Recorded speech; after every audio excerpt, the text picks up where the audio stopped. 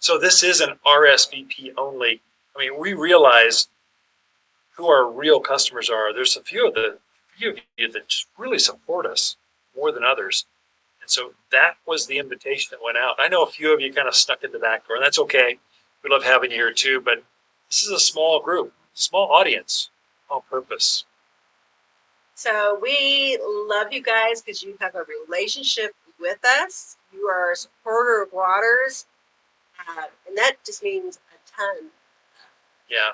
So part of this, the weather kind of threw things off this week. Oh my gosh, you expected 2-3 storms this week, rain for days. So the gardens are a little drunk with water and stuff. The weather kind of got in the way. We pre-recorded a couple things, so we'll have live Q&A at the end. So kind of stick with us. We're going to get to all your questions as well.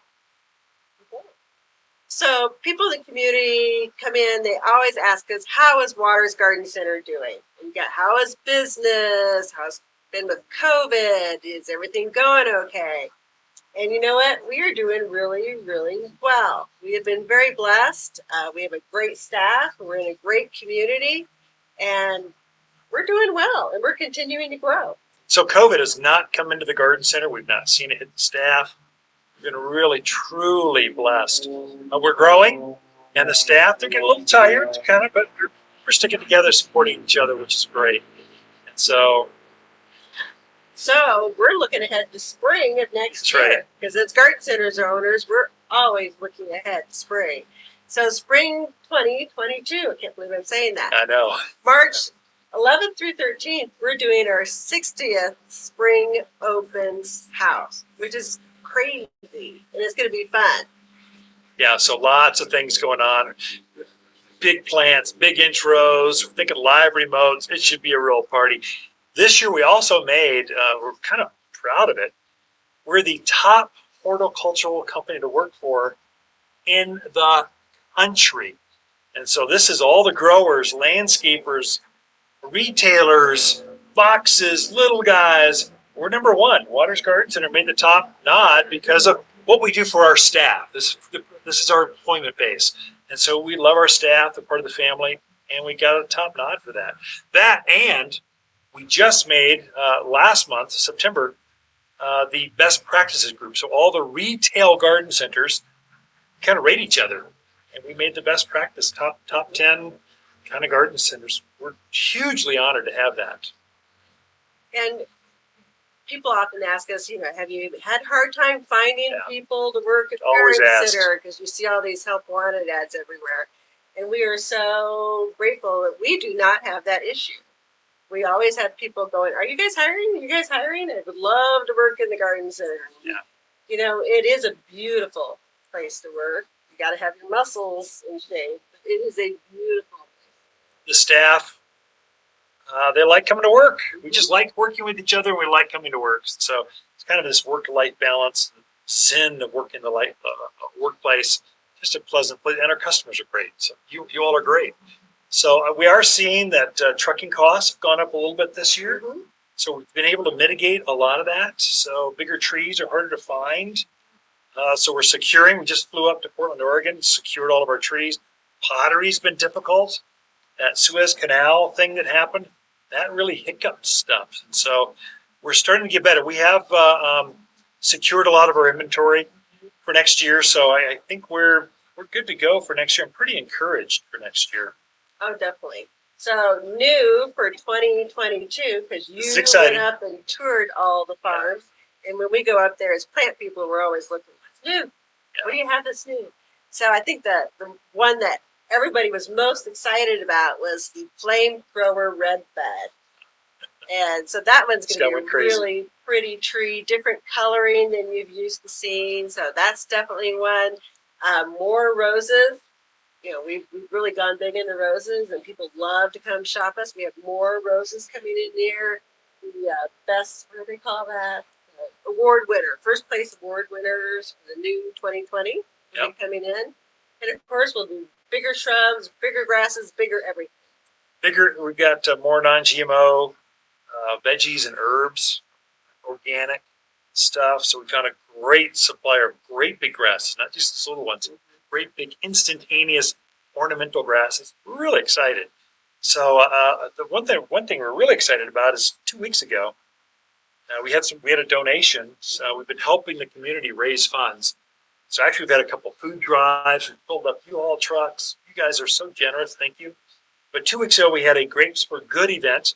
So we gave the garden center after hours to a nonprofit, Prescott Frontier Rotary, and they raised, as of this morning, over $108,000. You all did that for our community. The money's going back to helping kids graduate from high school, Dolly Parton's Imagination Library, getting a kid a book every month of their life for the first 5 years, so they actually have a library of books in their home, not digital, physical books. All kinds of good are going on. So we're very excited about all of that. Mm-hmm. So we have a lot of fun garden stuff to look forward to in 2022. Kind of starting with our garden classes. We've actually become quite well known for our garden classes and the information that we share with the community. And usually in January, we start out with the indoor things, the house plants, fun things like that. You do landscape design, you do wildflowers. You do a newcomer class just for those people that are new into the area, and face it, it's a challenge, but you could do it. You could do it. We'll show you that by the time we're all done with this. So videos are going to be big next year. So we just passed our millionth download on YouTube. I can't believe we've done that. QR codes, you're seeing those everywhere. We're going to have QR codes on our signage. So you can have a quick video that will link to a video. It says, let me describe this to you. So if you can't quite get to someone, is so busy on a busy spring Saturday, you can talk to folks right there, and it'll be interactive. We're going to power up 30 seconds of the garden. It's just a nice, peaceful therapy session, because we all need some more of that. 90-second garden tips. Our podcast, we just passed 25,000 downloads in our podcast. This blows my mind. And so it's very exciting stuff. The most exciting, though, I think of all, we just started this week, 2 company chaplains. And so a new service that we're going to have for our staff, our vendors, and their spouses, their partners, their family. We've hired 2 company chaplains. They're just taking care of the mental health of our staff. They're going to be here to help us through all this COVID stuff. Yes, they can do weddings, funerals. They can look after parents as a network, so they can check on a parent that's back in Maryland or wherever. So we're just very excited. The new things that are happening that we never thought of before COVID even ever hit. Changed a lot of things. It really has. Hey, so the garden tours, we should go to that. So let's go right into the gardens for this.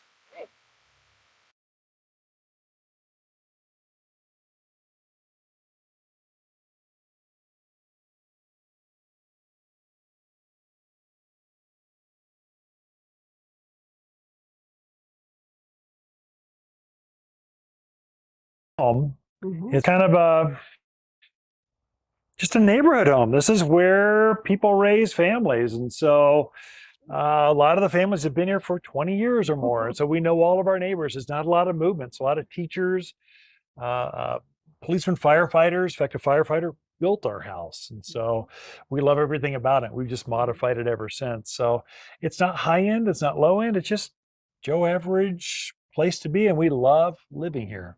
We do really love living here. Like you said, we moved in about 20 some years ago.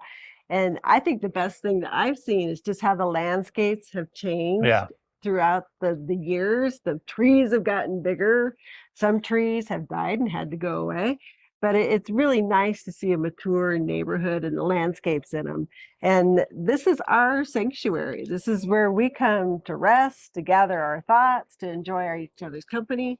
So it truly is our sanctuary. So the kids have long since moved out. So, and they're on their own. They're all local. I got a son in the Army. He's over in like Fort Hood, East Texas, but everyone else is here. And so, but we're still enjoying this. So back when the kids were here, we had lawns back here. You played soccer, lots of, you play ball. We've broken several front windows, garage door windows and stuff, just part of raising kids. But as it changed, we've changed. We pulled the lawn out, and now it's all patios. You should show off so how the courtyards are. You bet. We have made a lot of changes, and the thing that we really use our yard in the morning and we like to use it in the evening and nighttime best as well. light, yeah. So we garden to that end, designing for morning sun and evening sun, and we just really enjoy it out here. It's beautiful. Yeah, so this, we've taken a silverberry and we've just kind of done this underplanting. So the lawn's all gone, all patio. We started with kind of a red brick. We were matching the front patio, and then we moved to this tumbled kind of brick kind of thing. And we're trying to create this, was open and expansive. Now we're trying to make it more intimate and attracting. Again, we love birds. So hummingbirds love hanging out up here. Butterflies love hanging out up here. And so you're seeing a lot of that different transition. You see over here, we put a fountain in. So the stem wall, it's there only for decoration. That's it. Just to bring the eye forward, because our neighbor's got a beautiful yard, and back, she's got a lawn and we had a lawn. It was great, felt good, but now we want to make it feel smaller, more intimate, more private. And so we put the fountain in here, just running just for the small birds. They love hanging out every morning. You can find hummingbirds. Last winter, we had a row of robins taking turns, taking a bath in the fountain. It's just wild what you see up here. But we really tried to create that secret garden out here in our front patio. And one of the main ways we did that was using some big trees to create a wall. So these are Spartan junipers, a great screen tree for our area. Junipers love it here. They just grow beautifully. And this really gives us a super block from the street, so that when we're out here, people can't drive by and look at it. It's hard to read the paper in your PJs in the morning and know that your neighbors can kind of looking down on you. That's not quite as private. It's not what we wanted.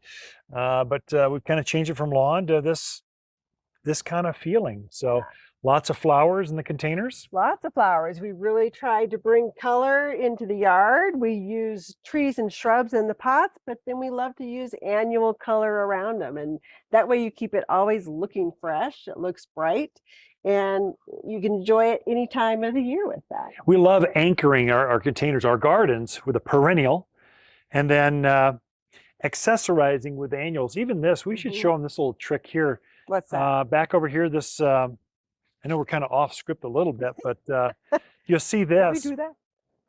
This is a rainbow ascot euphorbia.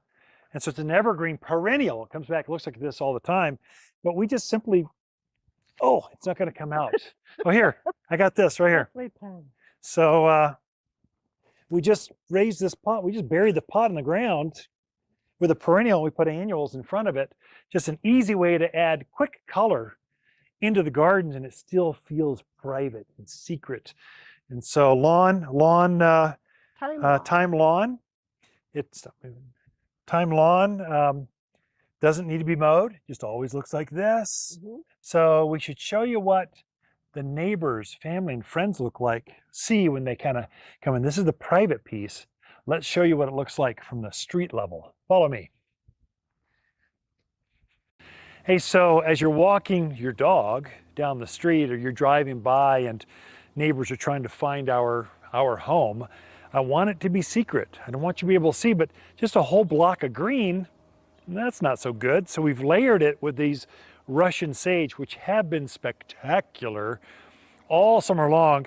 We layered it down to these autumn sage, which hummingbirds and butterflies are on these all the time. So we've created this garden that even if you're driving down the street, you're going to notice this and go, oh, they might own a garden center, and they do. And so we've strategically tried to block the road noise, the planes, the neighbors, so we have this secluded place. Then as you walk through, we'll say hi to you when you finally get to this stage, but we're just meant to be pretty from the street, and even prettier as you enjoy the front yard. But the backyard is really spectacular. Let's show you what that looks like. Follow me.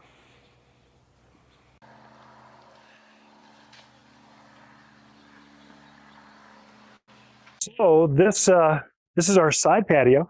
It's how we get down the stairs to the back patio, back doors. These were all rotten cedar steps. So they were rotting out, pecky cedars, what they used to use, 6x6s.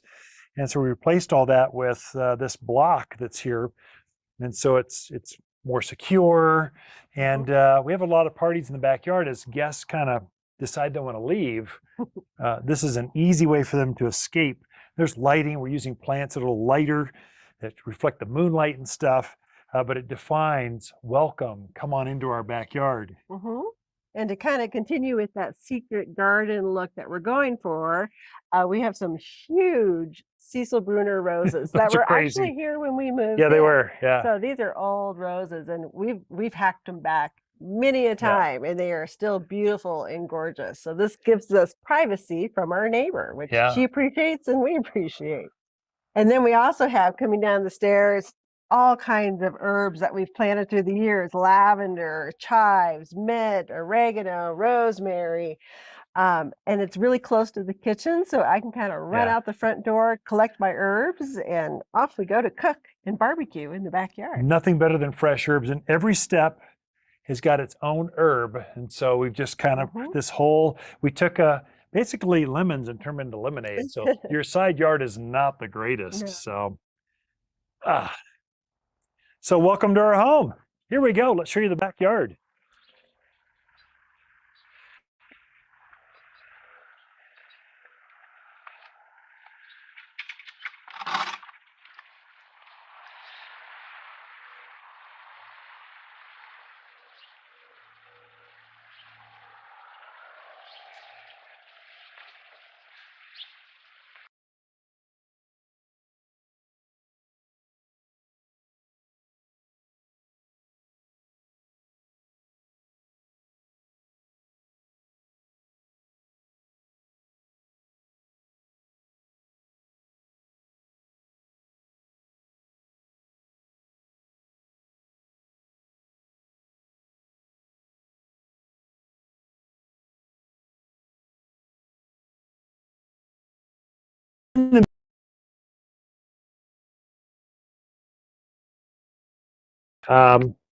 No landscaping whatsoever.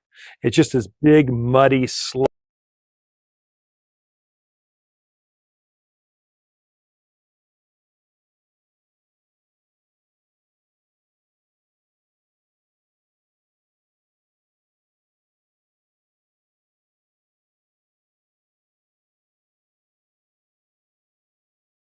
In the beginning, this backyard, no landscaping whatsoever.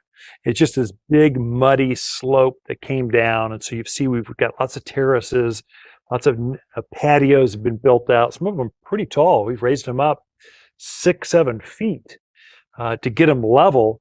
And really it was mud and the dogs dragging into the house. We needed to control that if we were truly going to enjoy this backyard. It wasn't fenced. And so we've added all of that all back here just over the last few years. Right. And now it's become a beautiful place to entertain. We have all kinds of family events back here, friends over all the time. We have a barbecue. We do s'mores. You have your hot tub. And we have, most amazing thing at all, beautiful sunsets. Yeah, we love entertaining.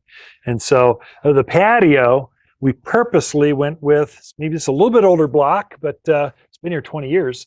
But we went with the zigzag pattern, and then we went with this negative edge. So let's show them the garden, shall we? Walk out.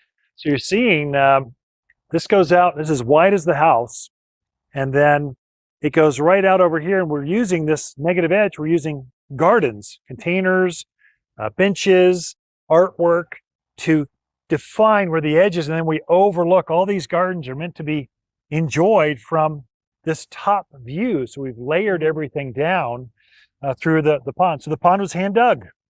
The patio was hand dug. We brought everything back here with wheelbarrows, no tractors. We couldn't get them back here to bring all the fill in.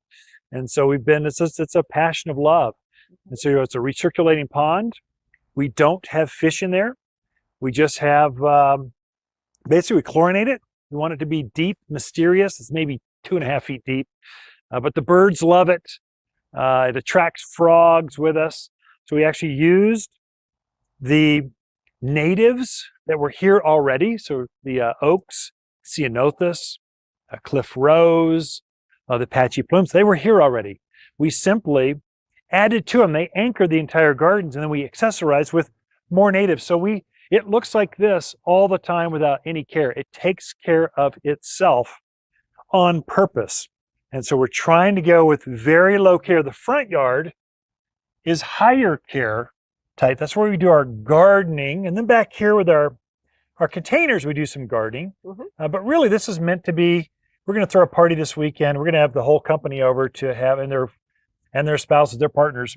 Let's come over, and it's instantly ready to be enjoyed. That's what we're trying to do with the backyard.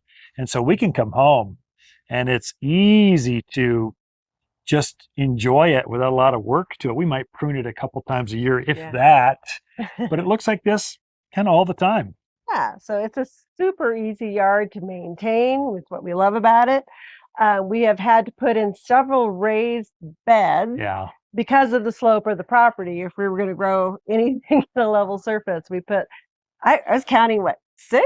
Yeah, 9? maybe more. I've lost track. It's a lot of block that we've used. A lot of raised beds, but we grow a lot of really fun things in them, perennials, trees, shrubs. We even use it kind of as our test garden. So when we have a new plant at the garden center, a vendor's like, you got to try this plant. We'll take it home and try it in our yard, because literally it can grow in our yard. It could grow anywhere. Yeah, this is one of the hardest places to grow we've farmed all over the county. And this is one of the hardest places to garden. It's a north slope. It's a higher elevation. We're overlooking Prescott, so it's higher than most, 5,700 foot or so. And so snow will pile up back here in the winter. It's kind of hard it drowns a lot of things. We've got water flowing through because water flows off this hillside. We're trying to control all that. So we've killed a lot of plants testing things out, but we figured out how to make them grow too. And so there are test gardens before we have them come to the garden center. Really, we rain harvest off the roof line. So 4-inch perforated pipe goes through it's a passive rain harvest system, goes through the ground, hydrates the soil, then it dumps into the pond, and then overflows the pond and has a lower pond where the strawberry gardens are. It's very sophisticated. But all the gardens are meant to be looked from the deck, the patio. They're made to be looked down on and enjoyed. But they also look good from down below, and I want to show you that. So if you got a slope to your yard going slightly up, you can do the same thing. Let's show you what that looks like. Follow us. Okay. So this garden, it looks beautiful even from this lower angle. You got probably, I don't know, a 15-foot rise up to the back patio. Still looks good. Wonderful. You'll notice we have a cedar fence around the yard because that's what the HOA said we could have. And we had dogs. We had a big German Shepherd when we put the fence up. So we definitely needed that nice fence. And also, it serves the purpose of keeping the javelina and the coyotes out of the yard. And so you notice in the front yard, there was an electric fence. You probably didn't see it, but about a foot off the ground, that's what we use to keep the javelina, which is our nemesis. Keeps them, that pack rats, keeps them out of the front yard. And then here we used a larger retaining block. So you have a pipe block. They make them here locally, right downtown. They make an 80-pound block that's engineered to have retaining block to hold back all the soil. We find it's more stable, less problematic. And then we wheelbarreled, or quite honestly, any bag that's broken at the garden center, I schlep it home. And I fill up these beds and top them off over the years. That's kind of how we filled up all these beds. Sure. So we also brought home a lot of mulch. Yeah. A lot of the cedar bark, because unlike, I love nature in my yard. So I know rocks are nature, but they're very sterile. Yeah. So we use a beautiful cedar bark that we spread around the yard. And it's nice because the birds love it. We kind of created this to bring in the birds, and the birds love the mulch. They do love it. So we purposely went away from rock in the backyard and went more natural. And we actually compost right here on the soil. So we take clippings, they never go off. They kind of stay here. We cut it up and mulch it up, and then we top dress it with cedar bark. And the birds love it. It smells good. It looks good. We top dress it about once a year, kind of add to it. But really, these gardens they were designed to be looked at from the deck. And you gotta see the gardens from the deck. Let's go see those.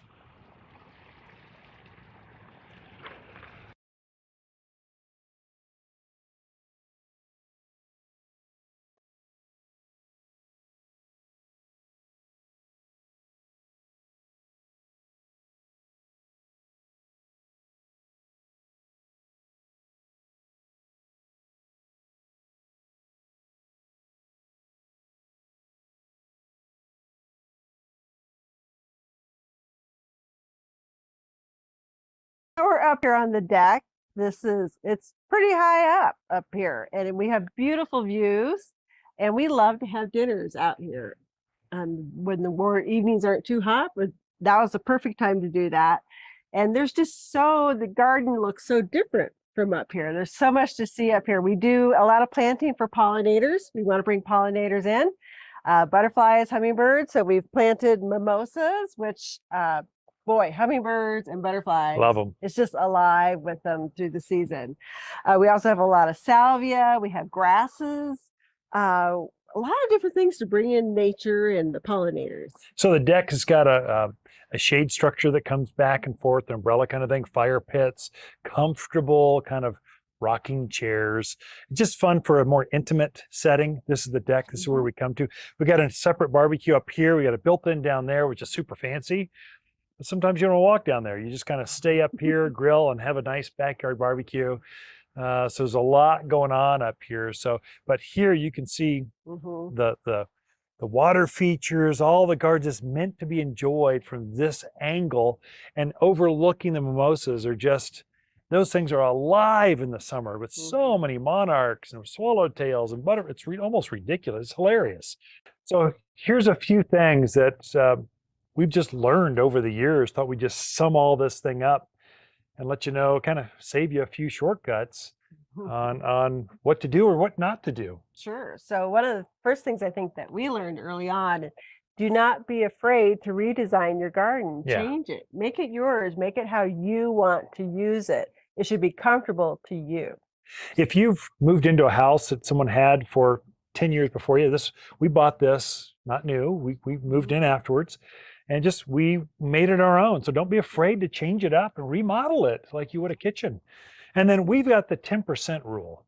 So we purposely try to replace 10% of the plants in our gardens, just so we always have something fresh, something new, something interesting here. So many times those junipers up by the street got overgrown and old, and now they're bringing your house down, and they make your house look old.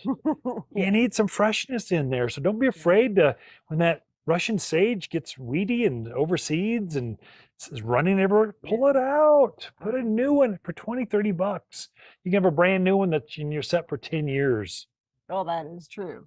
And also it's really good if you're redoing the landscapes, redo your pots, your ceramic pots that you're using out front as well, because maybe you change your house color. Maybe you bring in a new patio set and you want to switch out your pots. So take your old ones down to DAV or someplace and donate them. People can use them, but buy some beautiful new pots and keep your house updated. Some of the new styles, I mean, you can sometimes the styles from the 1990s make your house look like you're still living in the 90s. There's so many new things out there.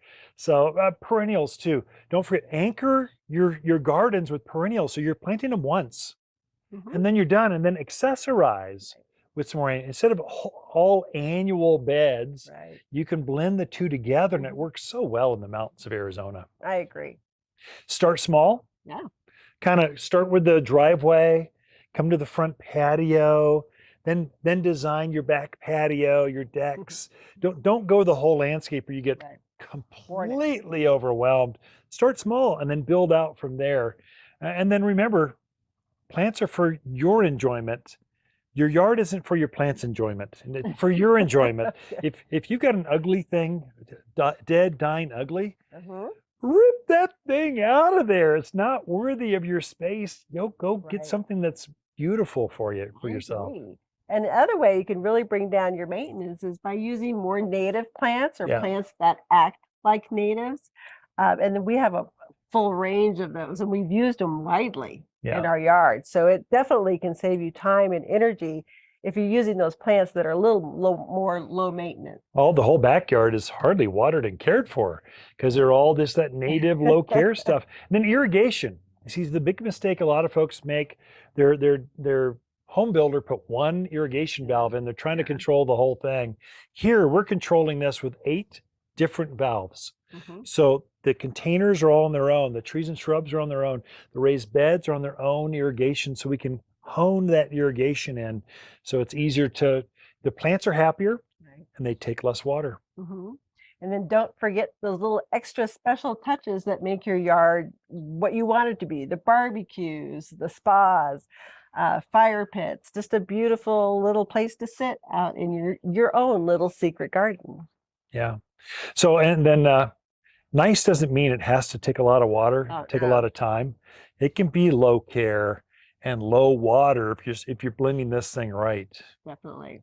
Well, I hope you enjoyed our tour, and I hope you learned some things and you were inspired. And come talk to us. Yeah, we are going to try to do this a little more, not this full-on format, but shorter snippets, more video, 90 seconds, here's how to garden kind of tips. We have full-on classes that we do, but we're trying to get better videos for us locally right here. And so if you want to see those, just hit subscribe at the bottom of whatever format you're listening to, or type a comment. I do think we should also get to our garden questions, and we're going to take that in just a second. So now's the time for live interaction. You've got garden questions. We're answering those right now.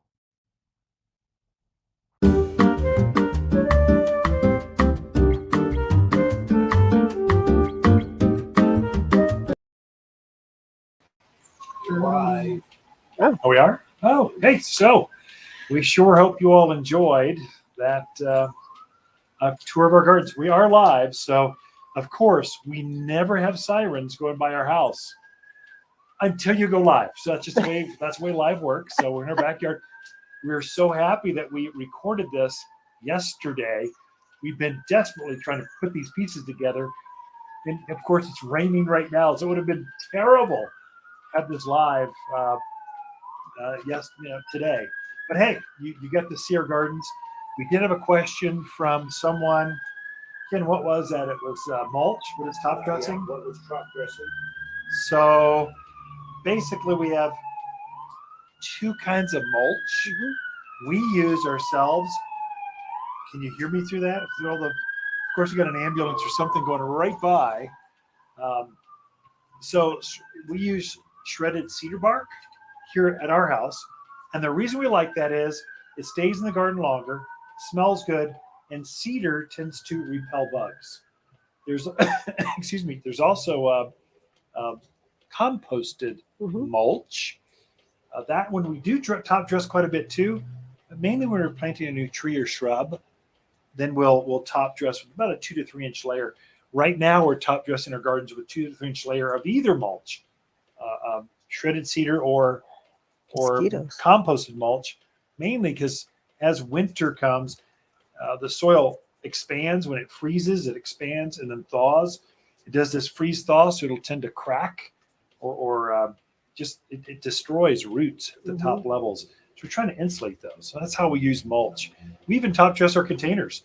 I put some 2 3 inch layer of shredded cedar on top of our gardens. You'll plant a garden in a new pot, some new pansies, and I'll spread some cedar bark around that. So can you mulch too much? Can you over mulch? So the negative with mulch, with your trees, mainly with trees, if you, sorry, we're just back here enjoying this is a big project to pull off. Just enjoying a little glass of wine. Us and the mosquitoes. Cheers. So don't put mulch next to bark of your trees. It'll tend to crown rot. So if the bark, how do you explain that? So just don't let soil and mulch touch the bark of your trees, because you can get some bacterial things that happen.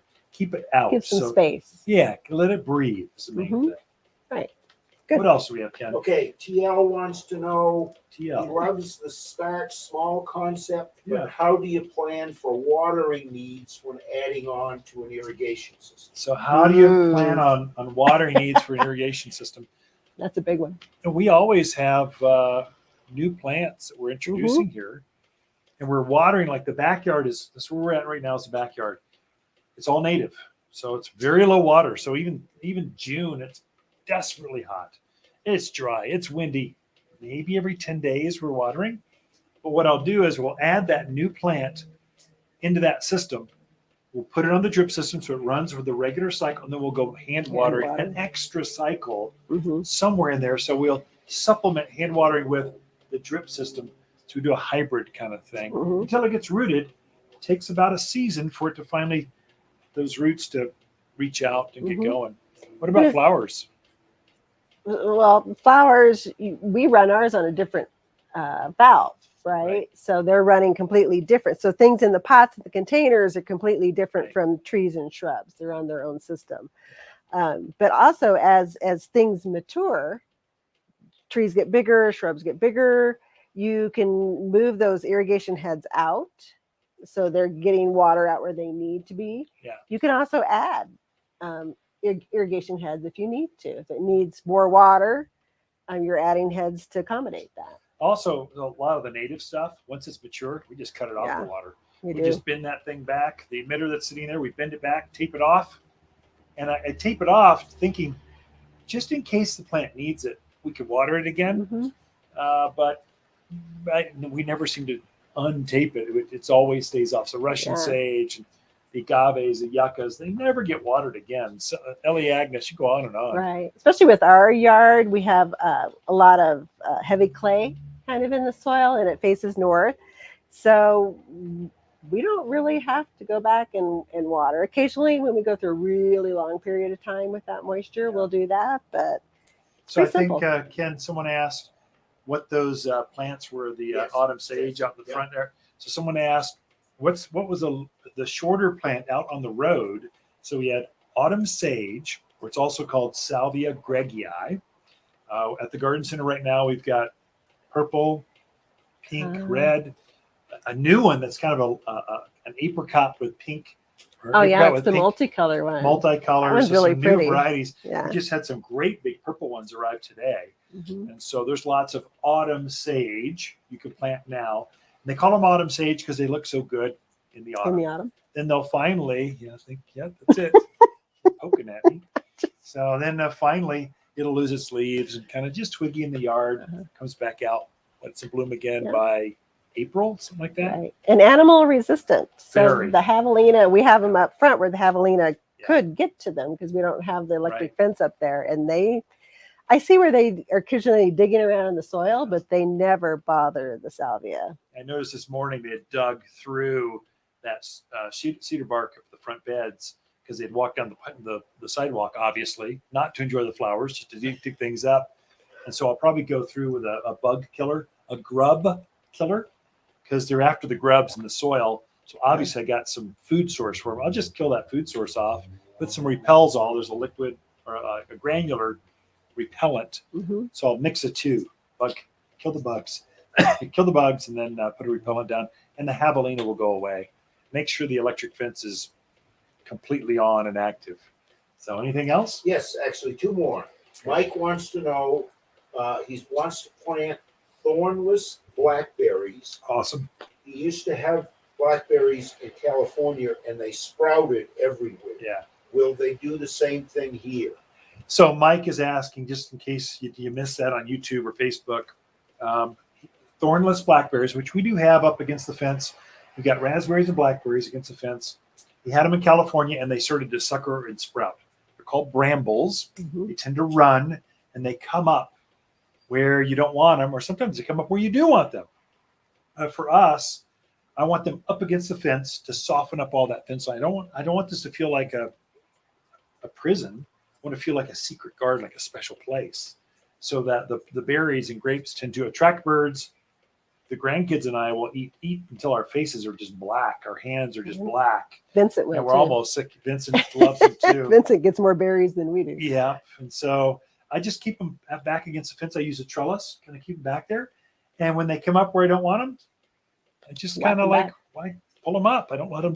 Same with the Russian sage. We don't let them run and sucker. We just keep them in their base.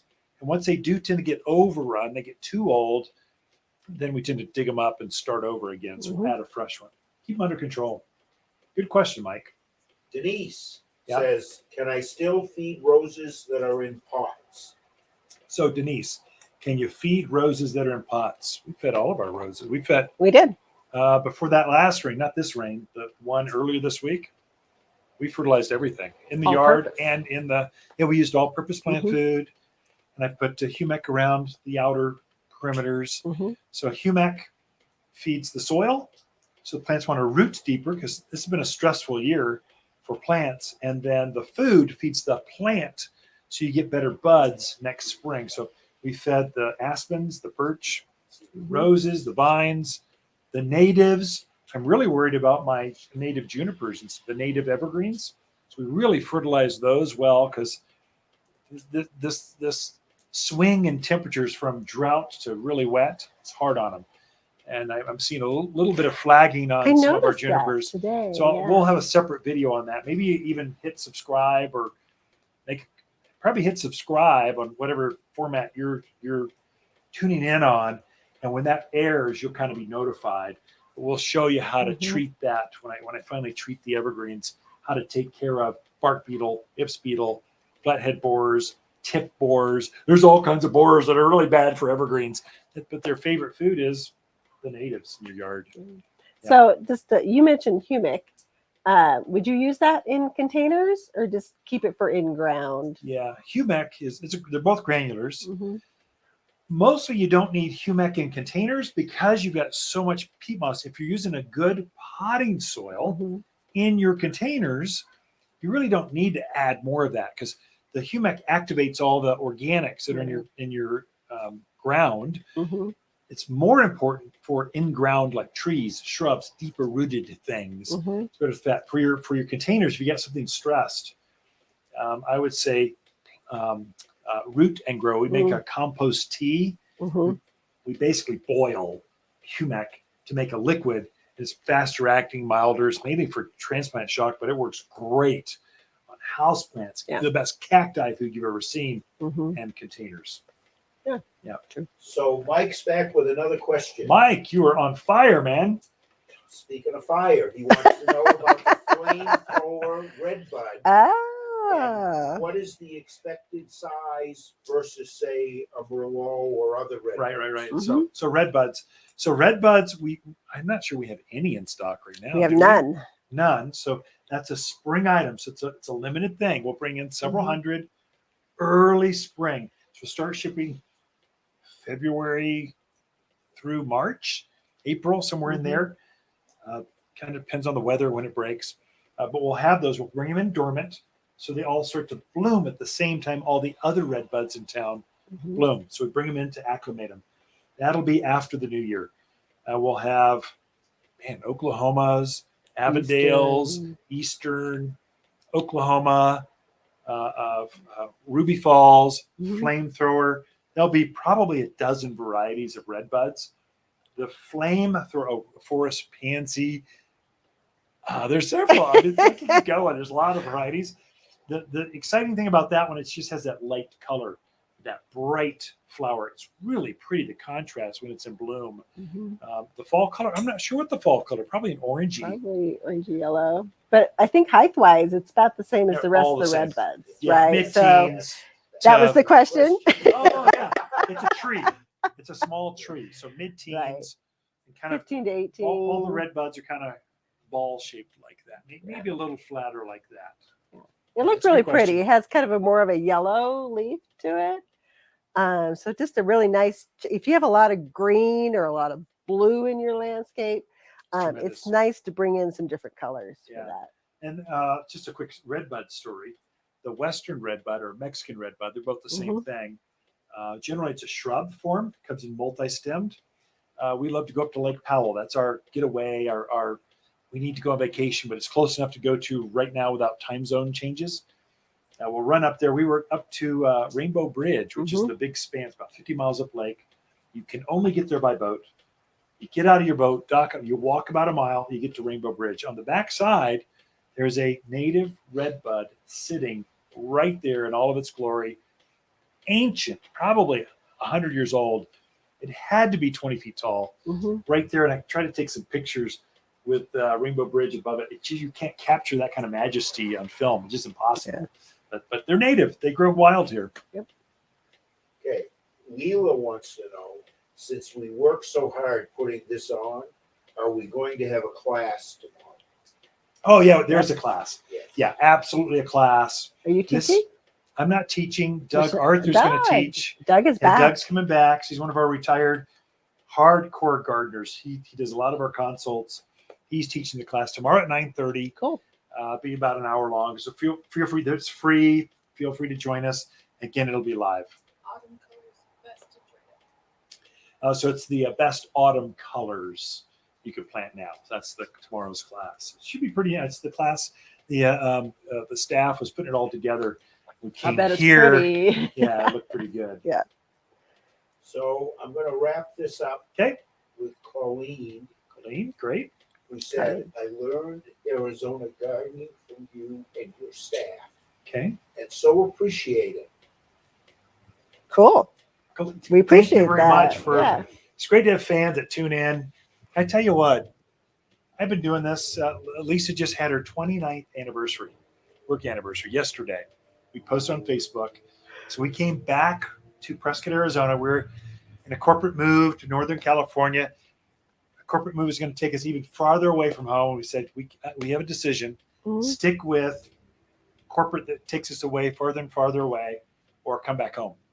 We decided to come back home and just incorporate ourselves into the family business. Great decision. It was a great decision, and we love going to work. It's been 30 Mhm. years. Every day I love going to work and helping customers because we cater to great customers. Great gardeners are just it's a social thing. It's fun going to work and just talking gardening for a living. And I think we really, really, truly want people to successfully garden here.